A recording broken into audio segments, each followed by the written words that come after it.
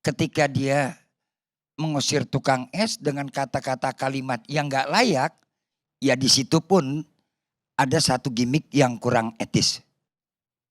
Gimmick aja yang kurang etis. Jadi gimmicknya kelebihan. Nah, karena dia tadi pejabat publik, biasa dia jadi figur publik, sekarang menjadi pejabat publik. Ketika jadi pejabat publik ya siap-siap aja. Harus siap dia dikritik, harus siap juga dia dihantam banting, dan siap-siap juga. Tapi efek dominonya ke dalam politik tadi ada juga secara tidak langsung membuat kelemahan kekuasaan yang mengangkat dia sebagai utusan presiden. Saya menarik tadi, kok kenapa Pak Prabowo tidak membela? Itu menarik juga. Ya. Semestinya Pak Prabowo ketika itu juga harus memberikan jawaban. Minimal sudah ada teguran dan teguran itu sudah disampaikan oleh sekretaris kabinetnya, dan itu disampaikan mestinya kepada publik. Kita nggak soal membela, ini masalahnya kan udah bergulir begini hebat nih. Urusan yang sepele jadi akhirnya bicaranya rame kemana-mana, ya. Jadi stigma publik yang begitu kencang sehingga pada akhir gilirannya yang nggak tahu masalah seakan-akan lebih tahu daripada itu masalah, padahal malah bikin masalah. Makanya saya bilang, ketika urusan sepele sudah dipolitisasi, apakah orang politik itu punya etik? Ini kan pada so bicara etik, apakah mereka juga punya etik?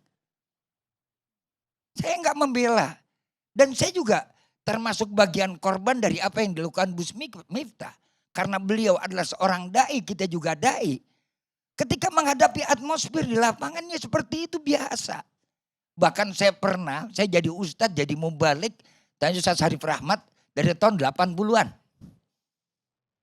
Baru tukang es. Orang stres naik ke panggung.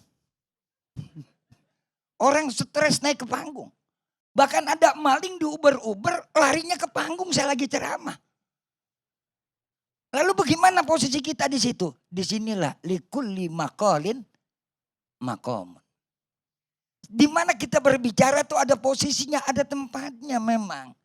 Mestinya Gus Miftah juga urut dada. Oh, saya sekarang ini udah menjadi pejabat publik. Nggak layak lagi kayak kemarin. Walaupun dia punya ciri khas yang seperti itu. Tolong ciri khasnya tensinya dikurangin dikit aja deh gitu. Ini efek dominonya loh kepada da'i, kepada mubalik, kepada kiai, kepada ustadz. Sampai tadi dibilang Perdana Menteri Malaysia soto ikut-ikutan menilai. Aneh saya bilang. Urusan apa Malaysia aja ngurusin bolanya kagak bener. Saya juga nggak setuju kalau mereka ikut campur urusan dalam negeri kita apa-apaan. Kan begitu. Ini nanti ada orang DPR harus berbicara keras itu. Jangan kita merasa terhina sebab dai juga bagian daripada warga negara Indonesia. Nggak boleh kita diganggu kayak macam begini. Indonesia strong, Indonesia lebih kuat daripada Malaysia. Belagu-lagu dia. Kembali kepada kasus ini, sisi yang kedua, sisi sosial. Memang tidak ada satu kepatutan. Ini yang harus dijaga. Dan ini pembelajaran buat kita semua. Ketika kita di atas, kita harus urut dada. Jangan merasa mentang-mentang. Ada satu kebiasaan yang terus terbawa, al-adatu muhkamah. Ketika kebiasaannya seperti itu, lupa siapa jati dirinya. Sehingga pada akhir gilirannya ia ceplas-ceplos jalan terus. Ya, Ghazali juga begitu mereka Ghazali ini sekarang udah jadi anggota dewan. Walaupun di kampung dia kiai.